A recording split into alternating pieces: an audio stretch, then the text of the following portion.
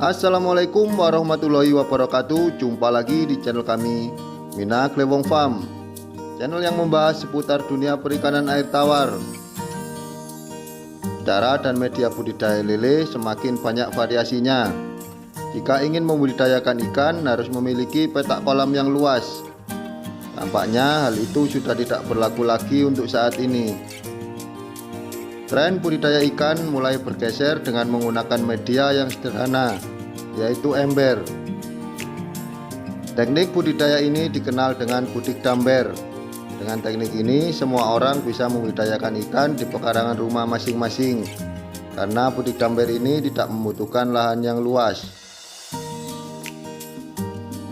Budik damber ini biasanya dikombinasikan dengan sistem bioflok atau sistem ras.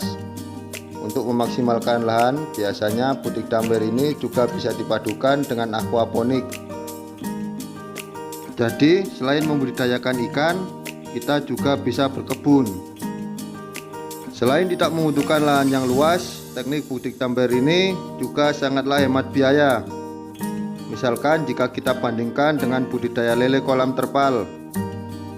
Untuk modal awalnya pembelian 1000 ekor bibit, pembangunan kolam, dan pembelian fasilitas atau lain-lain bisa menghabiskan biaya sekitar 1 juta sampai 1.500.000 rupiah, seperti yang sudah saya jelaskan di video saya sebelumnya. Untuk informasi lebih lengkapnya Anda bisa buka kolom deskripsi. Di situ saya tautkan link tentang video untuk modal awal budidaya lele kolam terpal, atau nanti silakan saja klik di layar akhir. Di situ akan saya tampilkan untuk modal awal budidaya lele kolam terpal. Sedangkan untuk biaya budik damber ini sendiri kurang lebih 300.000 rupiah kita sudah memiliki kolam dan instalasi lengkap untuk budidaya ikan lele. Walaupun kelihatannya budik damber ini sangatlah mudah dilakukan, namun nyatanya masih banyak yang bingung dengan teknik dan cara budik damber ini. Berikut akan saya sampaikan dan saya jelaskan rangkumannya cara budik damber anti gagal agar mudah Anda pahami, khususnya untuk Anda para pemula. Yang pertama adalah persiapan air atau biasa kita sebut dengan treatment air. Isi ember dengan air bersih, lalu tambahkan bakteri pengurai untuk air. Tambahkan secukupnya saja atau baca aturan pakai pada wadah probiotiknya. Setelah itu kita tambahkan aerator untuk mempercepat bakteri ini tumbuh dan berkembang.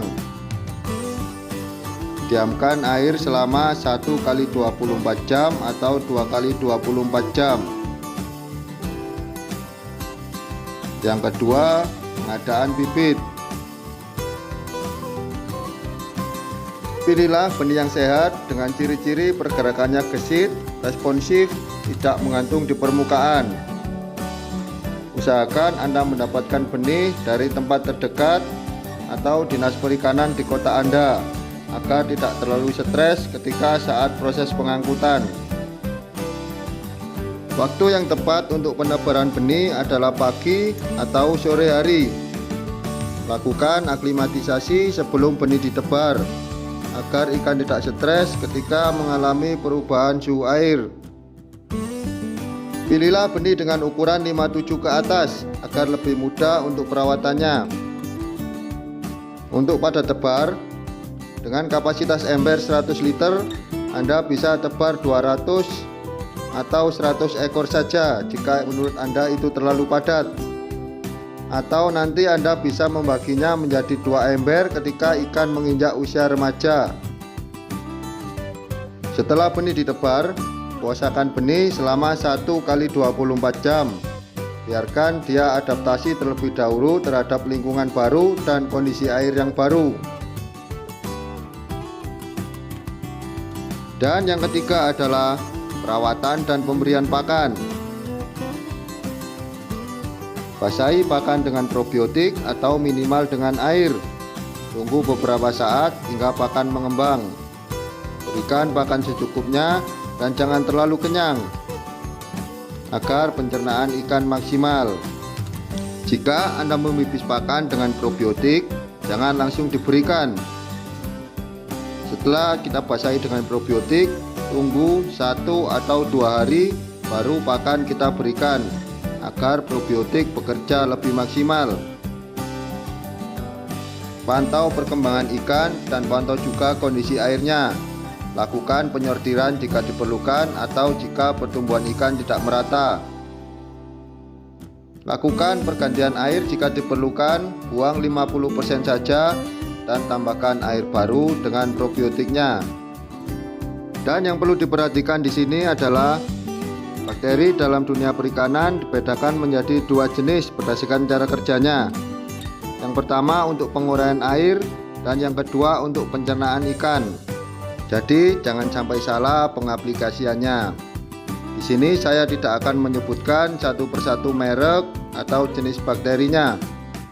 Anda bisa mendapatkan informasi tersebut dengan browsing atau tanya-tanya di toko peternakan. Oke guys, kurang lebih seperti itulah butik damber ala Mina Grewong Farm. Hanya itu yang dapat saya sampaikan, semoga bermanfaat. Kurang lebihnya saya mohon maaf. Bila ada pertanyaan, silahkan cantumkan di kolom komentar. Kritik dan saran akan saya terima dengan senang hati. Dan jangan lupa dukung terus channel kami agar kami bisa terus berkarya. Tekan subscribe, like, dan bunyikan juga loncengnya biar nanti nggak ketinggalan kalau kita upload video-video berikutnya. Karena masih banyak hal-hal yang menarik dan informatif tentunya yang akan kita sampaikan. Salam santun, salam satu hobi, salam seprofesi, salam sukses petani ikan air tawar. Wassalamualaikum warahmatullahi wabarakatuh.